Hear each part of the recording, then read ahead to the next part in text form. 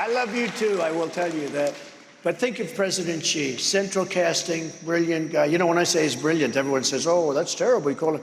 Well, he runs 1.4 billion people with an iron fist. Smart, brilliant, everything perfect. There's nobody in Hollywood like this guy. I got them to pay us $28 billion because they screwed our farmers for years. You heard what he said?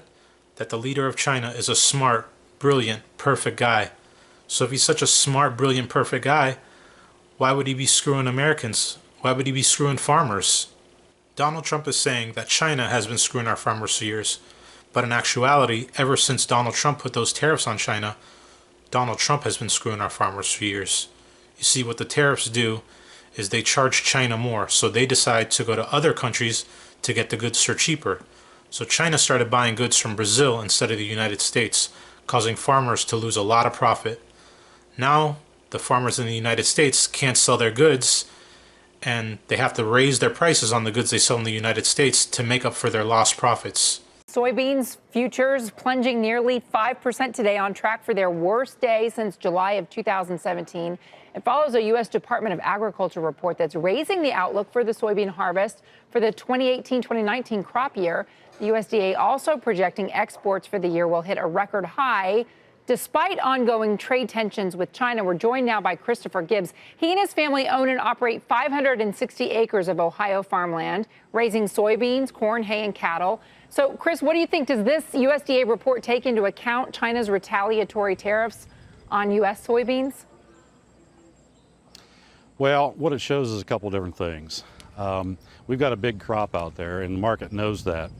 But over time, we've traded with China, and I'm not sure the market's taking that into account at this time. I was on a North Dakota soybean farm just a couple weeks ago, and we were talking there about the fact that if you're actively working to open new markets in China, and all of a sudden you've got the tariffs, it's not just the fact that the tariffs raise the prices for Chinese consumers. There's also political pressure that comes on these guys, these importers, not to look at America. Do you think the leader of China, President Xi, is going to cow down to the political pressure that Donald Trump is putting on him? No, he's going to want to look strong for his country, look strong for his people. So that's another reason why they're not going to want to buy agricultural goods from the United States, because he wants to look strong. He wants to look stronger than Trump. And when Trump is insulting him on TV, saying, I made him pay us $29 billion, he's going to decide to go to another country, especially if he can get it for cheaper. Who are the top competitors for your soybeans to export them overseas? Well, we can export to the EU as well, but China has been our #1 market for soybeans. 30% of our soybeans go to China, and the effect of the trade war has been very devastating on soybean farmers here. We've taken a 20% drop in price, and what we're seeing with market action today only exacerbates the fact that we have lost our #1 customer because of the trade wars. And I'll tell you what, back in 1985, when we were awash in crops, the agriculture community got busy and they traveled around the world and made market relationships with multiple different countries. And China was our #1 hit, where we wanted to make sure we took care of that emerging market because we saw where the potential was. Okay.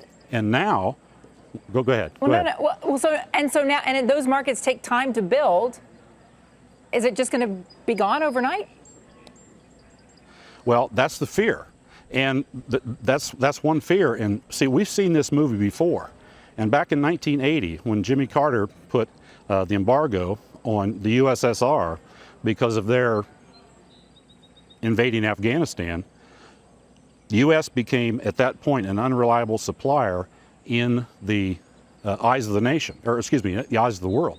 So other world suppliers and other world markets started to look around for a different supplier.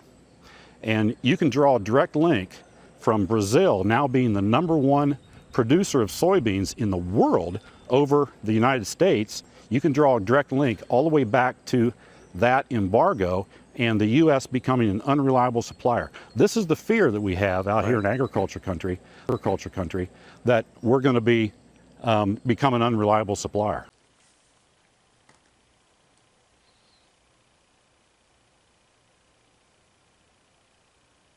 These farmers have been building relationships with different countries to try and make money so they can export their agricultural goods.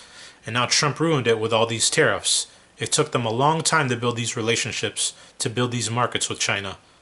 So this is not a good thing for the farmers. You heard he said the price is lowered by 20% and now they're selling 30% less of their goods. This is why they're losing so much money. This is why this country is going in debt, because of these things. These tariffs are not good. They don't help the American people. They don't help the farmers. Chris, the president has authorized $12 billion of aid to help you guys out while this is going on. How much do you think you're going to get of that, and is it enough? Yeah, I have no idea. We don't have any idea because that has not been announced from USDA. Certainly that $12 billion, a portion of it is going to come directly to farmers. How much would you need? Other of it, gee whiz, to make up $2 on my farm, about $25,000. You think you'd get that much? Have no idea. Have no idea. The rules haven't been announced, so I think they're coming out September 1st with a sign up. But I can't see that the taxpayers would fund us in that amount, particularly with a policy where this is a self-inflicted pain by our own government, and which drew retaliation from the Chinese and then lowered our prices. When all this was happening back in 2018, when Donald Trump was the president, he had to put aside $12 billion of aid to give to the farmers because he knew they were losing money. I thought he said that this was going to help the American people, to help the American farmers make more money. Nope, it didn't help them out. It just made them lose more money. This is why he had to give them aid. But even this farmer here says he doesn't think the American people should have to pay for something that we did to ourselves. He knows that this isn't China's fault, that this is our government's fault. He says it himself. Donald Trump put tariffs, so they decided to not buy our agricultural goods from us anymore. Why do you think there hasn't been more political outcry from, these regions that supported Trump when he was running for election?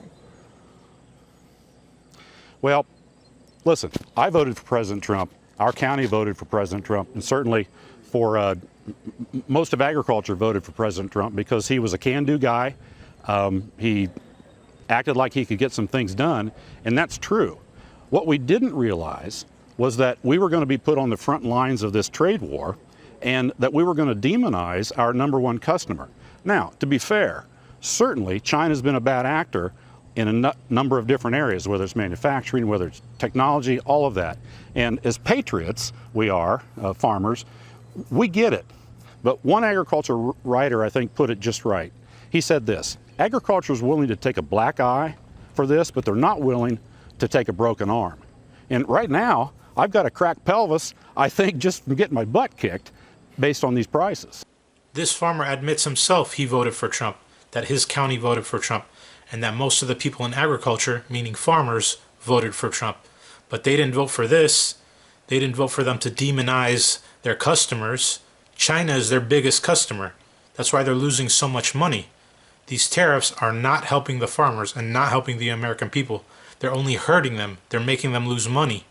Farmers we spoke to here in Minnesota are drained mentally, physically, and emotionally over this trade war. Right now, we are standing on Gary Wertich's farm, and he says that while he initially supported the president using tariffs to bring China to the negotiating table, he says that strategy is clearly not working, and he says the president is in jeopardy of losing a lot of his base over this trade war. We also spoke to a farmer named Cindy, who says that she believes this trade war could change the face of American farming forever. It's very scary. I mean, I sometimes stay up at night worrying about what the future does hold. What do you tell your children that want to farm? Do you tell them, go find something else to do? One of our sons already has. He always had a passion to farm. And because you don't know what the future is going to bring, you almost want to encourage them to go do something else.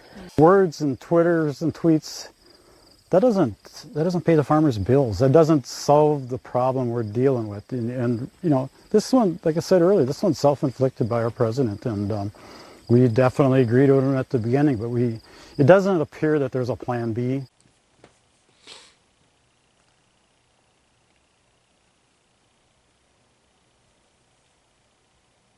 So you can see these tariffs aren't only hurting these farmers financially, they're also hurting these farmers' families. This one farmer said her son wanted to be a farmer, but now he sees what's happening to the farming industry. He's looking for another industry to get into. And this other farmer believes that there's no plan B. There's no way to get out of this. There's no solution. Now that China and all these other big importers are looking to other countries, are they ever going to come back to us? Now in 2025, when Trump is president again, he wants to raise the tariffs even higher. What do you think that's going to do to our farming industry? Make them lose even more money. So here's an article from News Nation from about 2 weeks ago that says, American farmers brace for new tariffs under Trump. Trump's first term, trade war over tariffs with China impacted key crops. Trump promised to increase tariffs as he heads to the White House. Farmer, new tariffs will impact income, bottom line for farmers. So even the farmers now are a little nervous and scared of what's going to happen when Trump gets back into the White House, because they already know what happened in 2018 when he implemented those tariffs. And now that the tariffs are going to be even higher, it's going to hurt the farmers even worse this time. On the campaign trail, Trump proposed at least a 10% tariff on all goods entering the U.S., with a 60% tariff on all imports from China. While these costs are attached to goods being imported to the country, they will likely also affect exports. During Trump's first term, a trade war over tariffs with China impacted key American crops like soybeans and corn. The USDA said the dispute led to more than $27 billion in U.S. agricultural losses. So these farmers right here, they even talk about it, what they're afraid of. Farmers Ted Winter and John Fleming joined News Nation's Morning in America on Friday to share how these tariffs could impact the farming community and agriculture in the U.S. Winter, a Minnesota farmer and member of the Minnesota Farmers Union Executive Committee, said the tariff would impact farmers by reducing the amount of export sales they have to China and other parts of the world. That will impact our income and our bottom line for the farmers and our families, Winter said. We need all the income we can right now because we're still suffering from the tariffs that were put on in his last term. He's talking about Trump's term and from 2017 to 2021 when he implemented the first tariffs. You see, these farmers are still suffering from those tariffs that Trump implemented back then. And now it's going to be even worse when he raises the tariffs to 60% with China. Fleming, a North Carolina farmer and director of the American Soybean Association, agreed with Winter, saying farmers could lose about 14 to 16 million metric tons of soy export to China if the retaliatory tariffs were reinstated. We can look for other markets, but there are no buyers in the marketplace big enough to absorb that volume. You see, China has 1.4 billion people. What other country has that many people that use soybeans that much? China is one of the only countries that use soybeans that much, and they have 1.4 billion people. They're not going to be able to find anybody else to replace them. That's a huge market. And Trump ruined that relationship from his last term in office. During the first Trump administration, Fleming said, the American Soybean Association did recognize that soybean farmers were impacted by the tariffs and issued some tariff offsets to farmers that were helpful. However, Fleming said they are hoping they don't have to go down that road again. President Joe Biden kept most of Trump's China tariffs in place and increased them on China's electric cars and solar panels. So, not gonna lie, Biden didn't even help. Biden could have lowered the tariffs and possibly could have helped the farmers out, or China might have started buying the agricultural goods from us again, but I doubt it, just because the way that Trump tried to embarrass China, saying that he made their president pay $29 billion. Last year, U.S. soybean exports to China fell around 26.4 million metric tons, which was down from 36.1 million in 2016. See, 2016, that was before Trump was president. And after, it just lowered so much because China wasn't going to buy their agricultural goods from us anymore. Winter said they haven't been able to regain the market and have lost more in the process since. China went to other places to buy their needs, Winter said. He continued, if we can be in good trade relationships with China and they buy our products, that gives us a market to move our crops into the marketplace. We don't need to have tariffs put on or increased by anyone. These farmers know that tariffs won't help them. It will only hurt them. That's why they don't want these tariffs anymore. All they want to be able to do is work and sell their crops so they can make money for themselves and their families. We can't and we shouldn't raise tariffs anymore. They just don't work. All they do is hurt the American people, hurt the American farmer, hurt the American workers. Tariffs are not the solution to the problem.